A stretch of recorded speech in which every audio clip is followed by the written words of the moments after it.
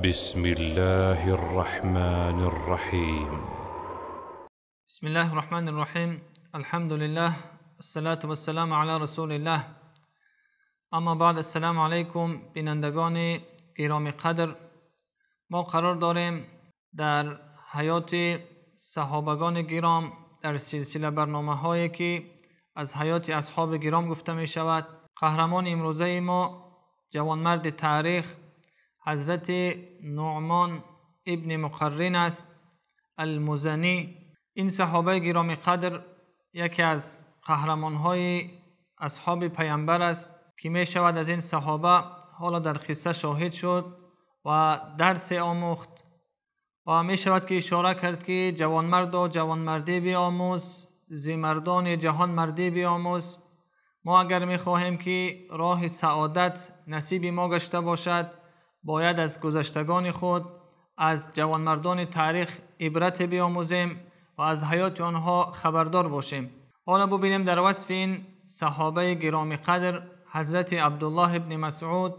فقیه این امت می فرمایند: این للایمان بیوتا وللنفاق بیوتا و این بیت بنی مقرن من بیوت الایمان.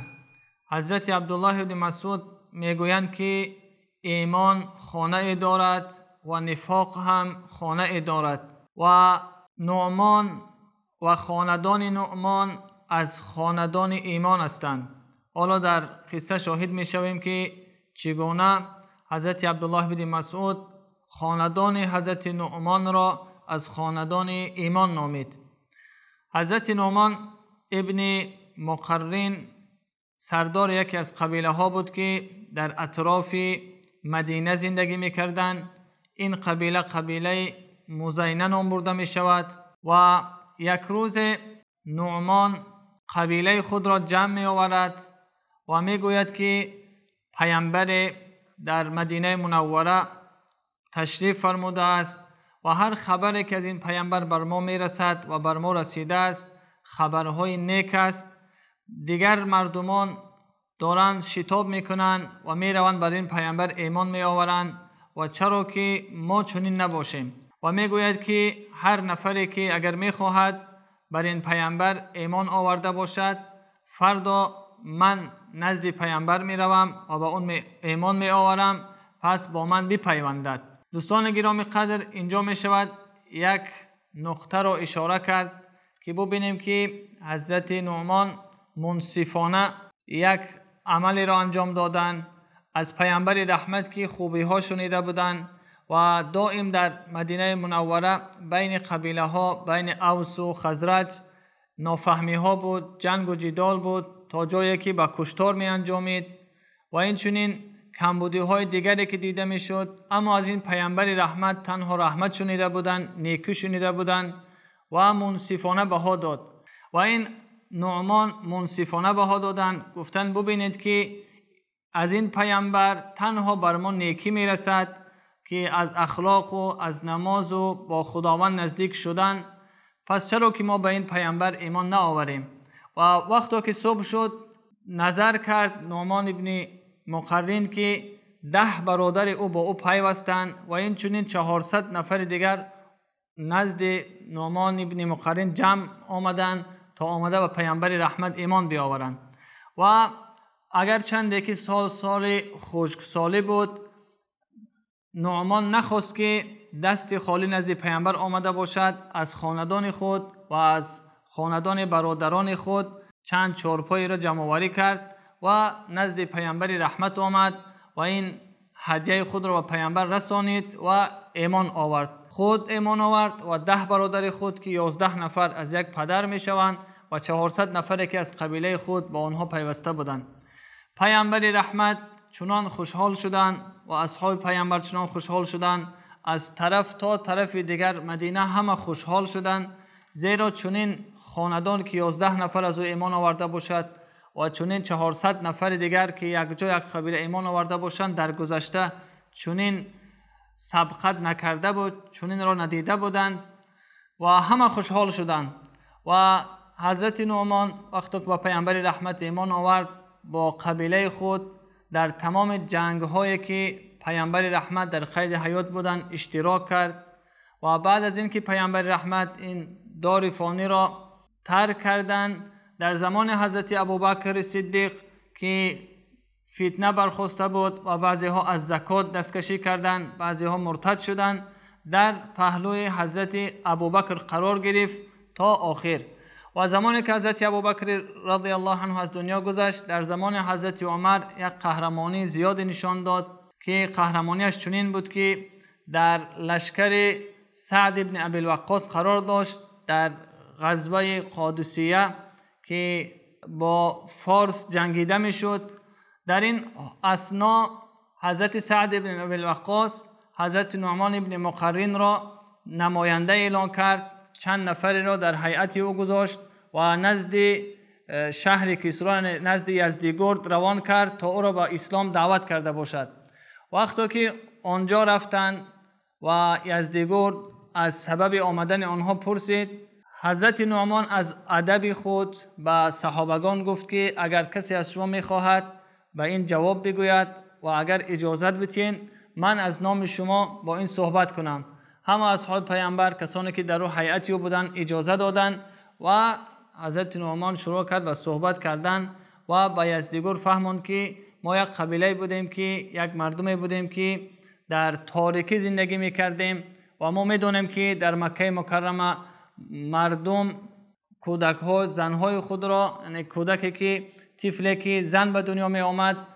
زنده به گور میکردند و این چنین بین قبیله ها جنگ بود و چند کمبودی هایی که دیگر بود. با سبب آمدن پیامبر رحمت اینها برطرف شد. اینو برای یزدگرد بیان داشت که ما یک قبیله بودیم که در تاریکی زندگی میکردیم، این پیامبر هدایت را خداوند برای ما فرستاد، ما را از تاریکی به روشنی دعوت میکند، از راه بد و سوی راه راست و از ما طلب میکند که ما حق را گفته باشیم، از باطل دوری بجوییم و از تو میخواهیم که اسلام بیاور و اگر اسلام نمی آوری، اگر اسلام آوردی قرآن را در اینجا میگذاریم، قرآن حاکم می شود و اگر از این سرکشی میکنی برای ما جزیه بده و اگر از این هم که سرکشی کردی در آخر با تو نبرد خواهیم کرد. و از این سخن حضرت نعمان یزدگرد غضبناک می شود، میگه که من از قبیله شما دیده بدتر قبیله ندیدم، در عدد هم شما کم هستید، شما یک تحقیری که بر بالای این ملت میکند که شما عددتان کم است، خودتان هم کم هستید، حتی من برای شما در اطراف شما والی ها قرار دادگی هستم که از شما خراج بستاند، مال بستاند و اگر شما برای مال آمده اید که خوشسالی هست، من برای شما مال میدهم و برای سرداران شما لباس میفرستم. اما یکی از این هیئت، یکی از نفران یک سخن میگوید که یزدگرد خیلی غضبناک میشود و میگوید که اونها را بیرون کنید از اینجا و میگوید که اگر هیئت را کشتن اجازه می بود من حتما شما را به قتل میرسانیدم. اما به فکر و عقیده این یزدگرد به یک خواری صحابه ها را از شهر خود بیرون میکند و میگوید که یک خلطه خاک بیاورید و در گردن یکی از هیئت که نامش عاصم ابن عمر بود آویزان میکنند و به همین منوال از شهر خود بیرون میکنند و میگوید که یزدگرد که من میفرستم رستم را، سرلشکر خود را، تا اینکه پیامبری که شما را پیامبر مینامید آورده و قتل رساند. وقتی که این ماجرا را میارند نزد سعد بن ابی الوقاص میرسانند و میگویند که این سختی که یزدگرد به ما کرد ان شاء الله که ما پیروز خواهیم شد و چنین هم می شود. و در این جنگ قادسیه اگر چند که خیلی کشتار زیاد می شود، برای یزدگرد درس نمی شود و در نهاوند جای دیگر باز هم لشکر جمع می کند که عددشون 150,000 و می خواهد که باز جنگیده باشد و این خبر با حضرت عمر رضی الله عنه می رسد. حضرت عمر می خواهد که خود در این نبرد اشتراک کرده باشد، اما مشاوران حضرت عمر می گویند که نفر دیگر رو انتخاب کن، تو باید اینجا باشی در مدینه منوره. و حضرت عمر انتخاب می کند همین قهرمان ما را که حضرت نعمان ابن مقرن است و نامه می نویسد که چند نفرها را گرفته بر این جایی که نهاوند است رفته باشند تا اونجا را پیروزی به دست بیاورند. و وقتی که حضرت نعمان با گروه از لشکر نزدیک این نهاوند میشوند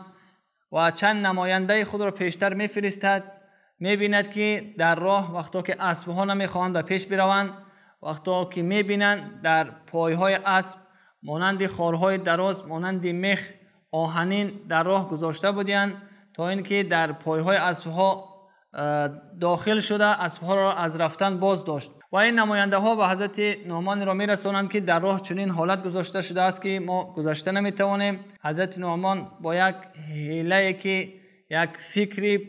خوبه که در اونجا انجام میدهد میگوید که شما باز پس بگردید و ما شب آتش فروزان میکنیم و تا اینکه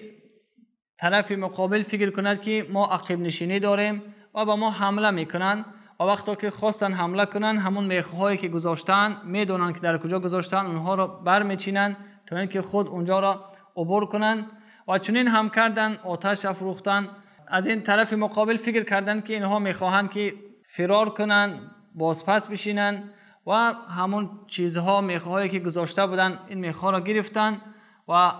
حمله کردن، نزدیک شدن. در این حالت صحابه ها همه جمع شدن. این لشکری که با سرداری حضرت نعمان بود و پیشتر به لشکر خود تعلیم داد که من وقتا که 3 تکبیر گفتم ما شروع میکنیم حمله کردن را و این چنین شروع کردن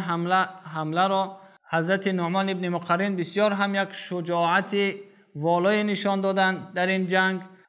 و در بین جنگ شهادت نوشیدن و برادرش وقت دید که حضرت نعمان به شهادت رسیده است چادر خود را بالای او گذاشت تا اینکه دیگران نفهمند که سرلشکر از دنیا گذشته است و کمی هم که باشد ترس اونها را فرا بگیرد. و این خاطر در آخر مسلمان ها پیروز می شوند و وقتی که از نعمان پرسان می شوند برادرش اونها را راهنمایی می کند و چادر را از بالای اون می بردارد و می گوید که این نعمان است که در این جنگ شهادت نوشید و این جنگ را هم فتح الفتوح می نامند، یکی از پیروزی های بزرگ و خداوند این قهرمان ما را رحمت کرده باشد که تا به امروز نامش در تاریخ گذاشته شد. دوستان گرامی، چند درسی که از این قصه ما میتونیم آموخته باشیم. ببینید که این خاندان سبب می شود یک نفر، یک سردار که 400 نفر از قبیله خود و 10 برادر خود به ایمان مشرف شده باشند و تا زمانی که این 400 نفر در هر راه خیری که کردن ثوابش به حضرت نعمان می رود و از فرزندان اینها هم تا به امروز درسی که ما از این صحابه گرامی می آموزیم ثواب بر این قهرمان ما رسیده می شود. خداوند از ادب این صحابه، از شجاعت این حضرت نعمان ابن مقرن و از دانستن او